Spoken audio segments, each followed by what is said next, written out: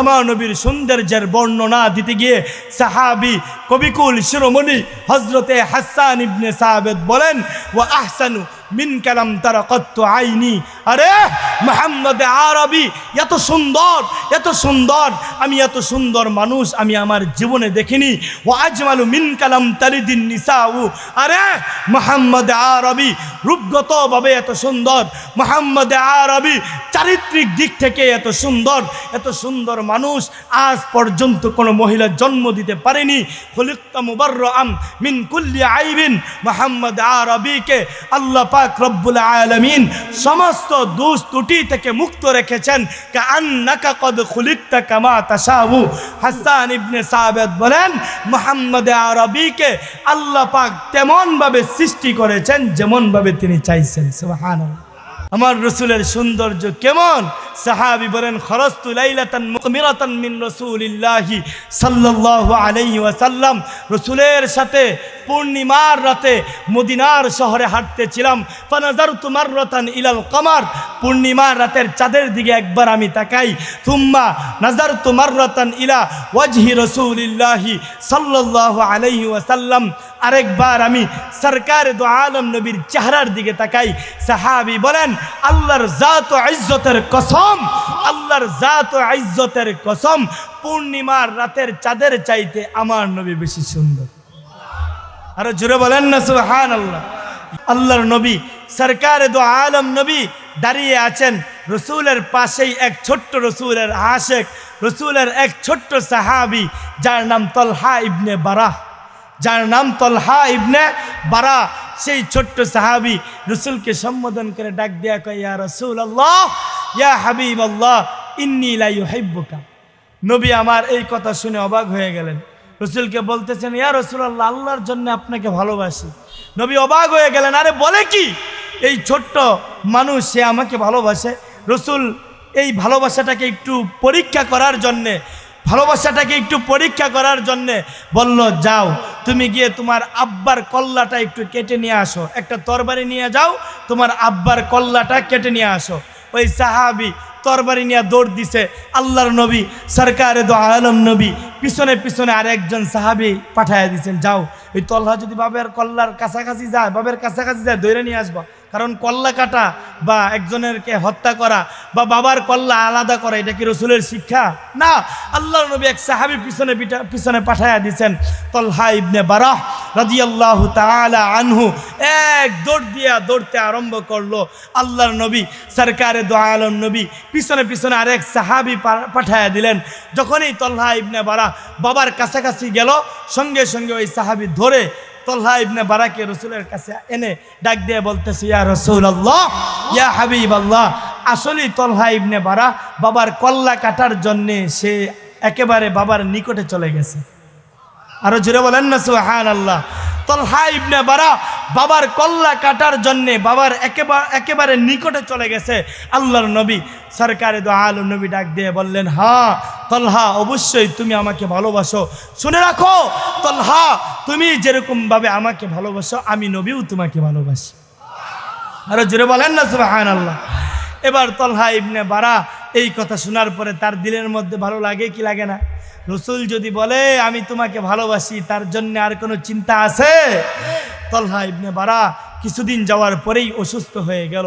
আল্লাহর নবী সরকারে দো আলম নবীর কাছে যখন সংবাদ আসলো তার এই ছোট্ট আশেক অসুস্থ হয়ে গেছে, নবী আমার রহমাতুল লিল আলামিন, নবী আমার শফিউল মুজনিবিন, নবী আমার আফতাবে নবুয়ত, নবী আমার ফখরে মওজুদাত, নবী আমার আহমদ মুস্তফা, নবী আমার মুহাম্মদ মুস্তফা সাল্লাল্লাহু আলাইহি ওয়াসাল্লাম ওই তলহা ইবনে বারার বাড়িতে চলে গেলেন।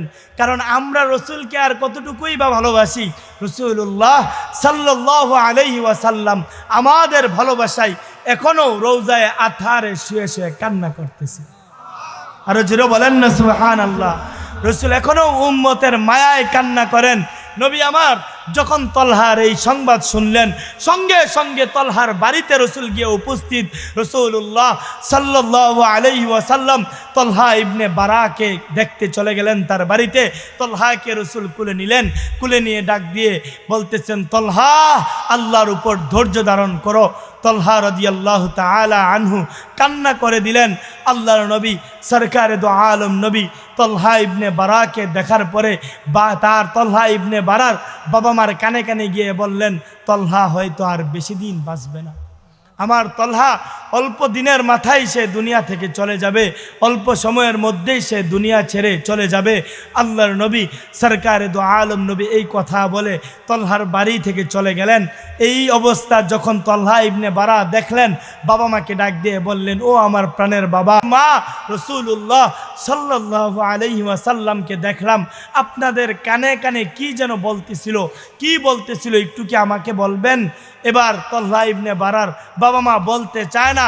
তলহা ইবনে বারা জোরাজুরি করতে আরম্ভ করলো, বাবা বলেন না, মা বলেন না, কান্নাকাটি করতে আরম্ভ করলো। বাচ্চার কান্নাকাটিতে বাবা মা বলতে বাধ্য। এক পর্যায়ে বলল যে, বাবা ও আমার কলিজার টুকরা সন্তান, রাসূলুল্লাহ সাল্লাল্লাহু আলাইহি ওয়াসাল্লাম যাওয়ার আগে বলে গেছেন যে তুমি আর বেশি দিন দুনিয়াতে থাকবা না। তলহা ইবনে বারা রাদিয়াল্লাহু তাআলা আনহু রসুলের এই ছোট্ট আশিকের চেহারাটা মলিন হয়ে গেল। এবার সান্ত্বনার বাণী শোনায়া রসুল্লাহ যেই সান্ত্বনার বাণী শোনায়া গেছেন, বাবা মা তলহার বাবা মা সেই সান্ত্বনার বাণী শোনাতে আরম্ভ করলেন। রসুল্লাহ সাল্লাল্লাহু আলাইহি ওয়াসাল্লাম যাওয়ার আগে একটা কথা বলে গেছেন। সেই কথাটি হলো যে রসুল বলেছেন, তোমার ইন্তেকালের পরে রসুল্লাহ সাল্লাল্লাহু আলাইহি ওয়াসাল্লাম স্বয়ং নিজে তোমাকে গোসল করাবে। বলেছেন রসুলকে আমরা সংবাদ জানাইতাম, রসুল নিজে তোমার গোসল করাবে, রসুল নিজের হাতে তোমাকে কবরস্থ করবে, রসুল নিজে তোমার জানাজা পড়াবে। পড়েন সুবহানাল্লাহ। তলহা ইবনে বারা একেবারে ডাইরেক্ট বলে দিলেন, না, রসুলকে আসতে না করবেন। বাবা মা শুনে অবাক হয়ে গেল, আরে তলহা ছোট মানুষ, এটা কি বলে? রসুল সাল্লাল্লাহু আলাইহি ওয়াসাল্লাম তার বাড়িতে আসবে, রসুল তার মৃত্যুর সংবাদ শুনে রসুল নিজে এসে জানাজা পড়াবে, রসুল নিজের হাতে গোসল করাবে, রসুল নিজের হাতে রসুল নিজের হাতে তাকে কবরস্থ করবে, আর সে না করতেছে। আল্লাহু আকবার, আল্লাহু আকবার। তলহা ইবনে বারা যেই উত্তর দিয়েছে, হাদিসের কিতাবে এখনো স্বর্ণ অক্ষরে লিখিত, আল্লাহু আকবার। তলহা ইবনে বারা যেই সুন্দর চমৎকার উত্তর দিয়েছে, সেই উত্তরটি এরকম ছিল যে, বাবা ও আমার মা, আমি কিসের জন্য না করেছি জানেন? কারণ হলো আমাদের বাড়িতে আসার মাঝখানে এক ইহুদির বাড়ি পড়ে।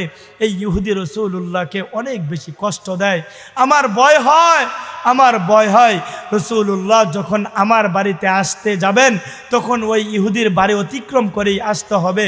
আসার পথে এই ইহুদি যদি রসুল্লাহর উপর আক্রমণ করে, রসুলকে আঘাত করে, তাহলে আমি তলহা মৃত্যুবরণ করেও শান্তি পাব না। আমি তলহা মৃত্যুবরণ করেও শান্তি পাব না। আমি তলহা মৃত্যুবরণ করেও আমার রূহকে বুঝাইতে পারবো না। আমার রূহটা ব্যথায় ব্যতীত হয়েই থাকবে। ও মুহতারাম হাজিরিন, তলহা ইবনে বারার মৃত্যু হয়ে গেল। তলহা ইবনে বারার মৃত্যু হয়ে গেল। আল্লাহর নবীকে সংবাদ পৌঁছানো হলো না। দাফন কাফন শেষ। আল্লাহর নবী যখন সংবাদ পাইলেন, ডাক দিয়ে বললেন, আরে আমার তলহা আমাকে কতটাই না ভালোবাসতো। রসুল ডাক দিয়ে বললেন যে, আমার তলহা কিয়ামতের দিন আমার সাথেই থাকবে, আমার তলহা আমার সঙ্গেই জান্নাতে থাকবে। ও আমার ছোট ছোট ভাইয়েরা, রসুলের ভালোবাসার জীবনী পড়বা, রসুলের ভালোবাসার জন্যে নিজেদেরকে তৈরি করবা। ছোট থেকেই রসুলের জীবনী পড়বা, রসুলের শান পড়বা, তাহলেই তোমাদের ভালোবাসা, তোমাদের বুকগুলো রসুলের ভালোবাসায় পরিপূর্ণ হবে। রসুলকে ভালোবাসতে রাজি আছো তো? ইনশাআল্লাহ, ইনশাআল্লাহ।